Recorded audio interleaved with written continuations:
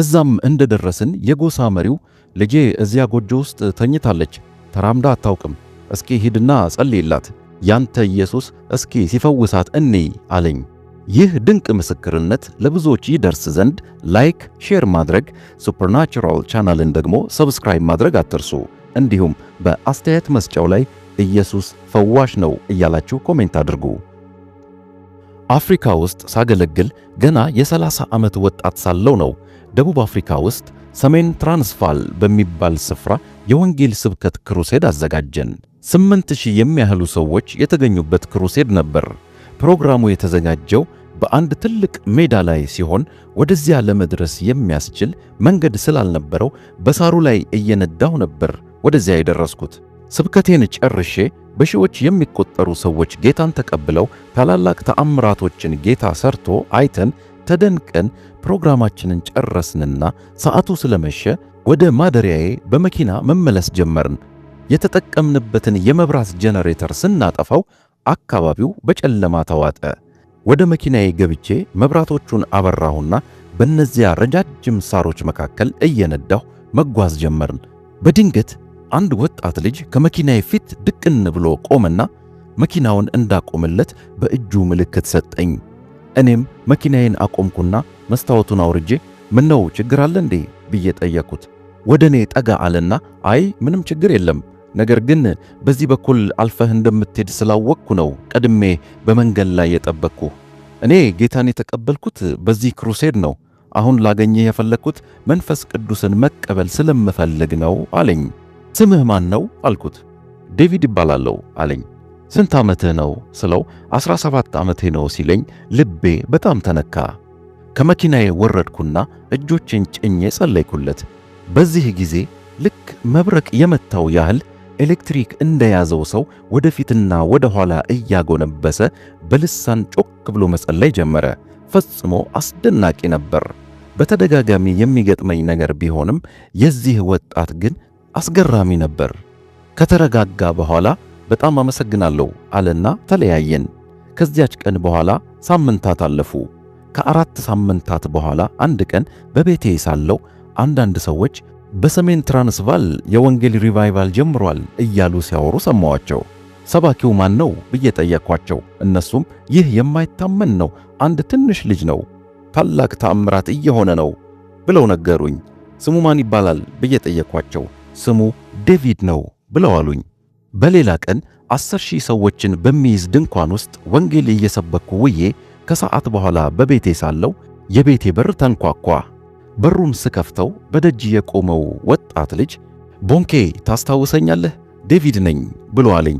አዎ በደንብ አስታውሳለሁ አልኩት። ወደ ቤት ገብተን ተቀመጥንና የሆነውን ነገር እንዲህ አጫወተኝ። የዚያን ቀን ማታ ላይ ከጸለይክልኝ በኋላ የተፈጠረውን ነገር ልነግርህ ነው የመጣሁት። በማግስቱ ጠዋት ማለዳ ላይ ነበር ወደ መኖሪያ መንደሬ የደረስኩት። እዛም እንደደረስኩ አንዲት እናት ሕፃን ልጇን ይዛ ወደ እኔ መጣች። ሕፃኑ ያለቅሳል፣ ይጮኻል። ያችን እናት ደግሞ አውቃታለሁ። ከአንድ ሳምንት በፊት የመጀመሪያ ልጇን በወባ ምክንያት በሞት አጥታው ነበር። አሁን ደግሞ የኛው ልጇ በተመሳሳይ ሁኔታ በወባ ታሞ እየተሰቃየ ነበር እና እናቲቱን ሳያት የእግዚአብሔር ፍቅር ሁለንተናዬን ተቆጣጠረው። በባህላችን ከእሷ ጋር መነጋገር ባይፈቀድልኝም ቀረብ ብዬ አናገርኳት። እናቴ ለልጅሽ ልጸልይለት ብዬ ጠየቅኳት። የቻልከውን ማንኛውንም ነገር አድርግ እባክህ አለችኝ። ለልጁ ስጸልይለት ወዲያውኑ ማልቀሱን አቆመ። እማዬ ራበኝ አላት። ያ ልጅ ከመቅጽበት ሙሉ በሙሉ ተፈወሰ። እናቲቱም ከታላቅ ደስታዋ የተነሳ እየሮጠች ወደ አካባቢው የጎሳ መሪ ጋር ሄደች። ለጎሳ መሪውም የመጀመሪያ ልጄን እንዴት እንደቀበርኩት ታውቃለህ፣ ሁለተኛውም በተመሳሳይ ሁኔታ ታሞብኝ ሊሞትብኝ ነበር።